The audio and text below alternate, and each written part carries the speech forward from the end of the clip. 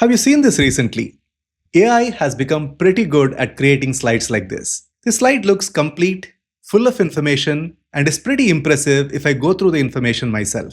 But when I try to take the same slides and present in a boardroom or on Zoom, something breaks. Not because the information is incomplete, but because the audience finds it difficult to understand the connection between the various points. The slide has a lot of points, but there is no underlying story that connects the various points. And that is where the problem starts. Because when the audience struggles to connect the dots between the points, they get tired and they disengage. There is one thing I've been trying recently that has worked wonderfully well to fix this issue.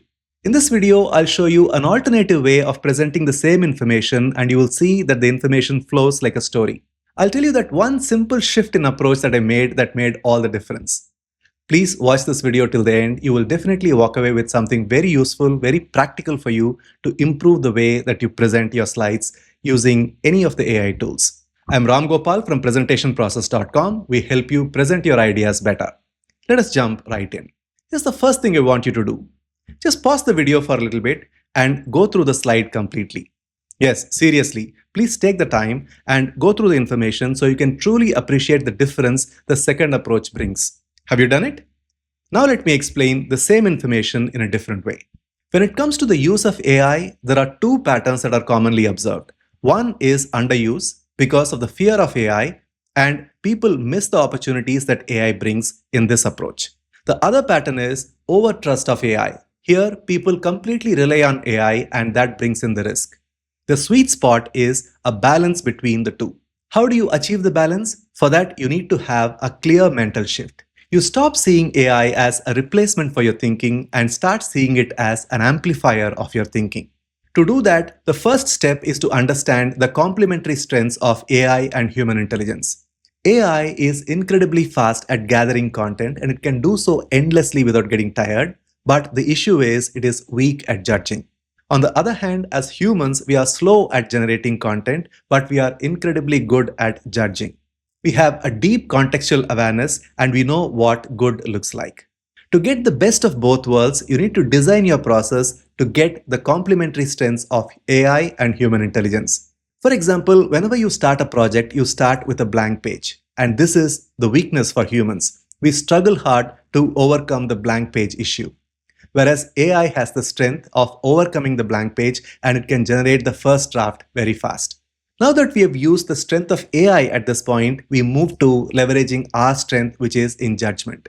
You take the first draft generated by AI and pass it through the various human filters. You check it for accuracy, relevance, and tone, and you get a refined output. And you don't stop here. You iterate continuously to improve the process. You improve by reprompting with better context and then ask AI to generate the next version, and then you give your input, and this loop continues. And to take this to the next level, instead of using just a single AI tool, you use a suite of AI tools that specialize in individual tasks. For example, you can use a separate AI tool for drafting, another one for structuring, another one for editing, and you can use your intelligence to get the best out of all these tools. And there is one final thing you need to do to get the best output from this process without the risk, and that is to decide on what goes into the AI.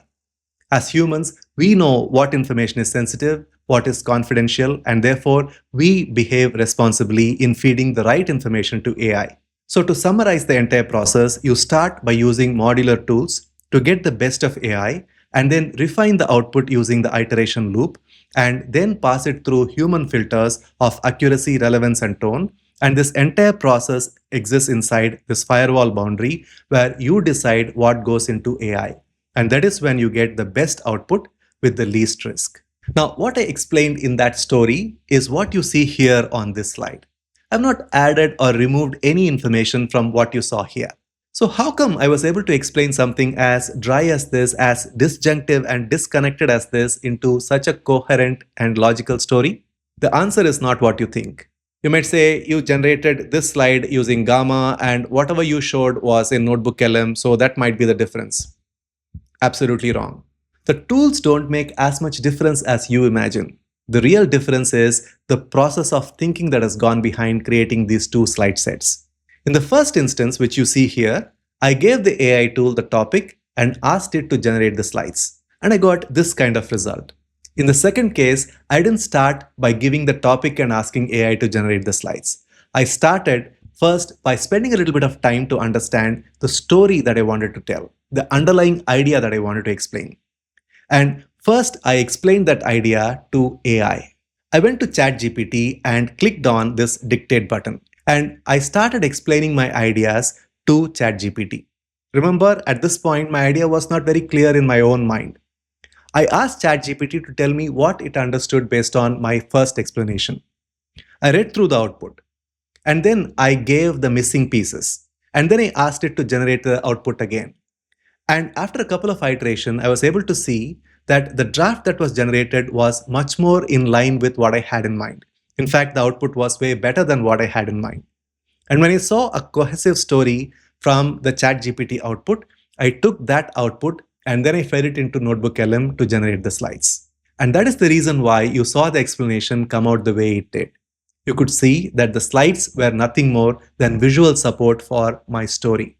Most of us try to rush the process of creating the presentation and we want the world-class slide set generated out of a single line of prompt.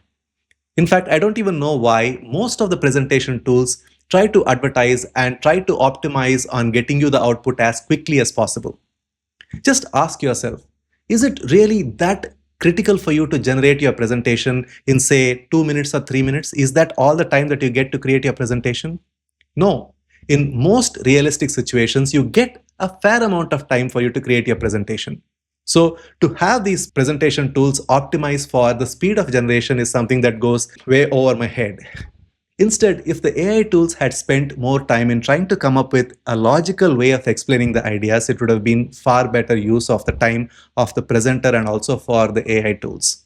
Anyway, since that is not the case, here is what I want you to do. The next time when you sit down to create your presentation, don't immediately rush to generate the slides. First, you spend a little bit of time to understand the idea, the core idea that you want to explain through your presentation.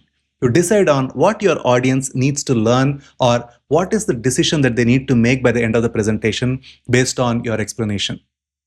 And then you try to explain your idea first to AI and then refine it with multiple iterations. And when you are sure, when you see that you are satisfied with the story that is generated, then and only then you use the AI tool to create your slides. And you can see the difference in the output so much that you will never go back to using the AI tool the old way. If you like this video and you like this idea, please try it immediately and see the difference it makes. Give this video a thumbs up and recommend it to your friends. And if you want to learn a little bit more about Notebook LM and how it can help you make better slides, then you can click on the video link that you see right now on your screen and watch that video next. You will learn something very useful.